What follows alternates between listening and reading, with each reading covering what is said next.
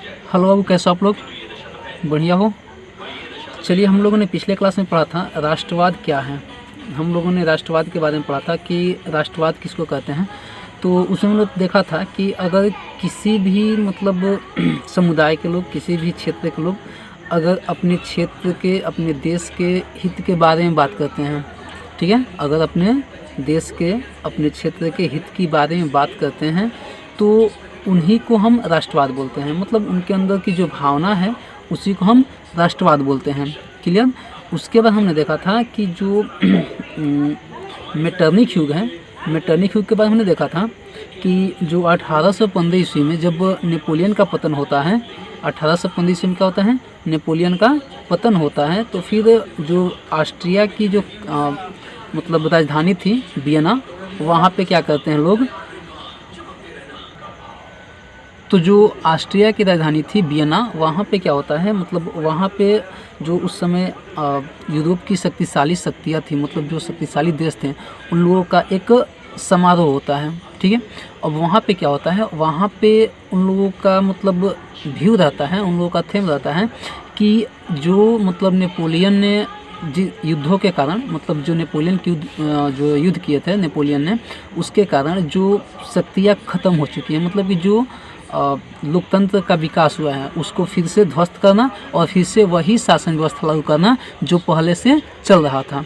ठीक है, तो 1815 में क्या होता है, 1815 में वो वहाँ पे एक सभा बुलाया जाता है, एक सम्मेलन होता है जिसका व्यू यही रहता है कि अब फिर से उसी शासन व्यवस्था को लागू किया जाए जो नेपोलियन के युद्धों ने उसको तबाह कर दिया है, ख़त्म कर दिया है। ठीक है, यानी कि फिर से लोगों पे जो लोकतंत्र है, लोकतंत्र को मिटा करके और फिर राजतंत्र को स्थापित करना उसका व्यू रहता है। क्लियर? यहाँ तक क्लियर था। अब देखिए, कभी कभी क्या होता है, कभी कभी पूछता है कि आप मेटरनिक युग के बारे में क्या जानते हैं, या फिर मेटरनिक युग किसको कहते हैं। ठीक है, तो एकदम सिंपल सा आंसर है इसका कि 1815 ईस्वी से लेकर के 1848 ईस्वी तक। ठीक है, 1815 से लेकर के 1848 ईस्वी तक जो मेटरनिक था वो ऑस्ट्रिया का चांसलर था। क्लियर? 1815 से लेकर के 1848 तक जो मेटरनिक था, मेटरनिक क्या था, वो ऑस्ट्रिया का चांसलर था। और उस दौरान जो मेटरनिक था, मेटरनिक ने ऑस्ट्रिया पे शासन किया। ठीक है, उस दौरान क्या किया, मेटरनिक ने ऑस्ट्रिया पे शासन किया और उसी के शासन काल को मेटरनिक युग कहा जाता है। ठीक है, थोड़ा सा लाइटिंग प्रॉब्लम है, कोई बात नहीं है। तो जब क्या होता है, 1815 से लेकर के 1848 ईस्वी तक जो ऑस्ट्रिया का चांसलर था वो कौन था, चांसलर था मेटरनिक। तो उसी समय को, उसी अवधि को क्या कहता है, मेटरनिक युग कहा जाता है। ठीक है, अब क्या होता है कि आप लोगों को बताए थे कि जो फ्रांस है, फ्रांस में क्या होता है, लुई 18वां का शासन आता है। ठीक है, लुई 18वां क्या होता है, शासन आता है। और जो लुई 18वां था, उन्होंने क्या किया, जो उदारवादी थे और जो पुरातन पंथी थे, कि दोनों के बीच में, दोनों की बातों को समझते हुए उन्होंने क्या किया, एक ऐसे संविधान का निर्माण किया, घोषणा पत्र जारी किया जो दोनों के हित में था। ठीक है, क्या हुआ, ऐसे घोषणा पत्र जारी किए जो दोनों के हित में था। और वो कब किए, तो 1814 ईस्वी में। ठीक है, 1814 ईस्वी में जो लुई 18वां थे, उन्होंने क्या किया, एक ऐसे घोषणा पत्र को जारी किया फ्रांस में जो दोनों ही पक्षों के हित में था, यानी कि जो उदारवादी थे और जो राजतंत्र वाले थे, दोनों के पक्ष में। ठीक है, तो उन्होंने क्या किया, 1814 ईस्वी में एक घोषणा पत्र जारी किया जो दोनों ही पक्षों में सामंजस्य स्थापित करता था। क्लियर? अब क्या होता है, तो उसी घोषणा पत्र में 1830 ईस्वी में जो चार्ल्स दशम था वो अब क्या होता है, फ्रांस का शासक बनता है। ठीक है, कब, 1830 ईस्वी की बात है। 1830 ईस्वी में क्या होता है, जो चार्ल्स दशम है, चार्ल्स दशम जो फ्रांस है, फ्रांस का शासक बनता है। क्लियर। अब जो फ्रांस का शासक चार्ल्स दसम बनता है तो उसका एक प्रधानमंत्री होता है। क्लियर। क्या होता है? एक प्रधानमंत्री होता है। और प्रधानमंत्री कौन होता है? पोलिगनेक। क्लियर। चार्ल्स दसम 1830 ईस्वी में, चार्ल्स दसम के शासनकाल में वो क्या करता है? अपने एक प्रधानमंत्री नियुक्त करता है और वो प्रधानमंत्री कौन होता है? पोलिगनेक। ठीक है। जो पोलिगनेक होता है, पोलिगनेक मतलब जो लुई 18वां द्वारा जो मतलब संविधान बनाया गया था, जो घोषणा पत्र जारी किया गया था, उसमें कुछ चेंजिंग करने का प्रयास करता है। क्लियर। हम लोग देखिए, हम लोग 1830 ईस्वी की क्रांति पढ़ रहे हैं। ठीक है। तो उसमें क्या होता है, जो चार्ल्स दसम है, चार्ल्स दसम क्या करता है? पोलिगनेक को अपना प्रधानमंत्री बनाता है। ठीक है। अब जो पोलिगनेक होता है वो क्या करता है? जो लुई 18वां द्वारा अभी बताए थे 1814 में क्या किया था? लुई 18वां ने एक घोषणा पत्र जारी किया था जो सबके हित के था। ठीक है। अब ये क्या करता है? जो पोलिगनेक होता है, पोलिगनेक इस मतलब घोषणा पत्र में कुछ बदलाव करने का प्रयास करता है। क्लियर। क्या करता है? जो पोलिगनेक होता है वो इस घोषणा पत्र में कुछ बदलाव करने का प्रयास करता है। ठीक है। अब क्या होता है? तो जब ये उसमें कुछ बदलाव करने का प्रयास करता है तो जो उदारवादी लोग होते हैं, जो उदारवादी लोग होते हैं उन लोगों को अच्छा नहीं लगता है। ठीक है। वो लोग मतलब इसको एक चुनौती के रूप में लेते हैं। क्लियर। जो उदारवादी लोग होते हैं क्या करते हैं? इस चेंजिंग को क्या करते हैं? एक मतलब जैसे होता है ना कि एक चुनौती टाइप का। ठीक है। तो चुनौती टाइप की इसको लेते हैं। ठीक है। और क्या करते हैं? जो पोलिगनेक होता है, पोलिगनेक के विरुद्ध में असंतोष प्रकट करते हैं। क्लियर। क्या होता है?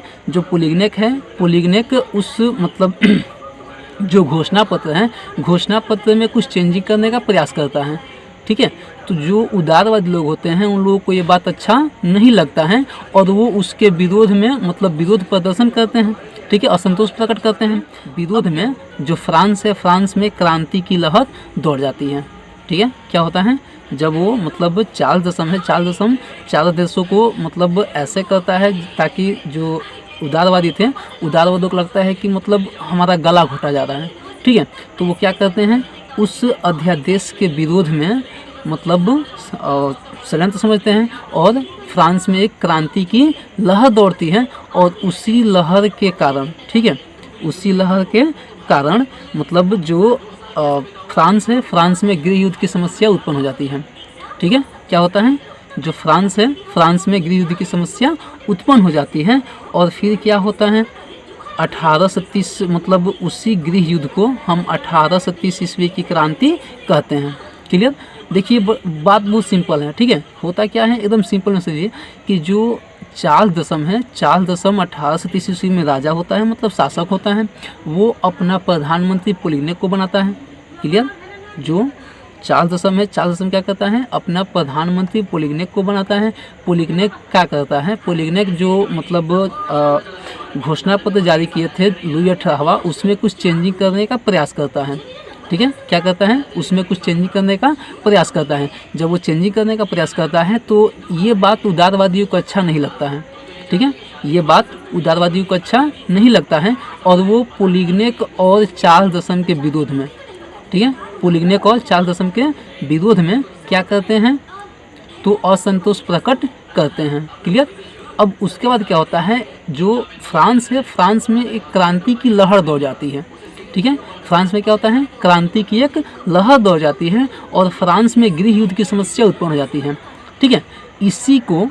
इसी गृह युद्ध को हम 1830 ईस्वी की क्रांति यानी कि फ्रांसीसी क्रांति कहते हैं। क्लियर। कोई डाउट है इसमें? चलिए आगे देखें। चलिए अब क्या होता है? तो जो फ्रांस की 1830 ईस्वी क्रांति है, उस क्रांति के बाद वो जो क्रांति हुई, क्रांति के बाद जो बूदो वंश है, बूदो वंश के हाथों से सत्ता छीन लिया जाता है और आर्लियंस वंश को उस सत्ता मतलब समर्पित किया जाता है। ठीक है। जो बूदो वंश है उससे सत्ता छीनकर और जो आर्लियंस वंश है उसके हाथों में सत्ता सौंपी जाती है। ठीक है। अब उसमें जो शासक होता है वो लुई फिलिप होता है। ठीक है। क्या होता है? अब जो आर्लियंस वंश है उसमें शासक कौन होता है? Louis Philippe. ठीक है। अब क्या होता है? तो लुई फिलिप के शासनकाल में, लुई फिलिप के शासनकाल में 1848 की क्रांति होती है। ठीक है। क्या होता है, लुई फिलिप के शासनकाल में 1848 की क्रांति होती है। तो अब होता क्या है तो जो लुई फिलिप है, लुई फिलिप एक उदारवादी शासक था। क्लियर, क्या है, जो लुई फिलिप था वो क्या था, एक उदारवादी शासक था। और मतलब अपने विरोधियों को मतलब जैसे खुश करने के लिए, ठीक है, अपने विरोधियों को खुश करने के लिए स्वर्णिम मध्यम वर्गीय नीति का अवलंबन कर देता है। ठीक है, अपने विरोधियों को खुश कर मतलब रखने के लिए स्वर्णिम मध्यम वर्गीय नीति का अवलंबन करता है। ठीक है, और क्या करता है, जो गीजो है, गीजो को अपना प्रधानमंत्री बनाता है। ठीक है, क्या होता है, जो गीजो है, तो जो गीजो है, गीजो क्या करता है, वो अपना प्रधानमंत्री बनाता है। ठीक है, जो क्या था, एक कट्टर प्रतिक्रियावादी नेता था। ठीक है, जो गीजो क्या था, गीजो एक कट्टर प्रतिक्रियावादी नेता था। ठीक है, अब उसके शासनकाल में क्या होता है, जब गीजो प्रधानमंत्री बनता है तो उसके शासनकाल में मतलब ना ही उसके पास कोई विदेश नीति थी, ना ही कोई सिस्टम था, मतलब उसके पास कुछ समझ नहीं था। ठीक है, गीजो के पास कुछ समझ नहीं था।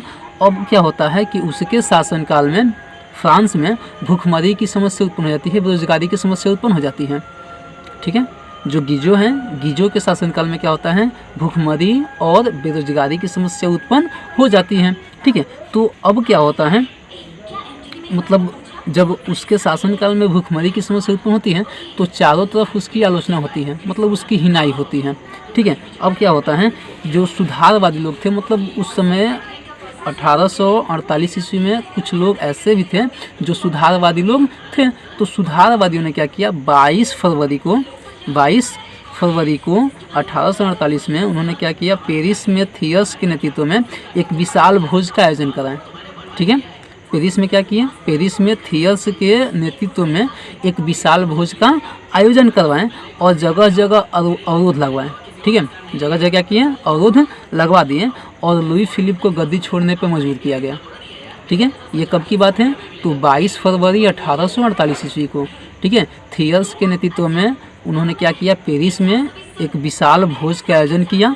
ठीक है, और उसमें क्या उन्होंने किया, तो उन्होंने मतलब लोगों को खाना खिलाने का प्रयास किया। ठीक है, और उसके मतलब बदौलत उन्होंने क्या किया, जो गीजो है, ठीक है, जो गीजो है या लुई फिलिप है, उसको गद्दी छोड़ने पे मजबूर किया गया। ठीक है, अब क्या होता है, तो 22 फरवरी की घटना है और 24 फरवरी 1848 को जो लुई फिलिप है, लुई फिलिप गद्दी छोड़ के भाग जाता है। ठीक है, क्या होता है, 24 फरवरी को जो लुई फिलिप है, लुई फिलिप गद्दी छोड़कर भाग जाता है, इंग्लैंड चला जाता है। ठीक है, तो इसी आंदोलन को, इसी क्रांति को हम 1848 की क्रांति के नाम से जानते हैं। क्लियर, इसी क्रांति को हम 1848 ईस्वी की क्रांति के नाम से जानते हैं। क्लियर, चलिए।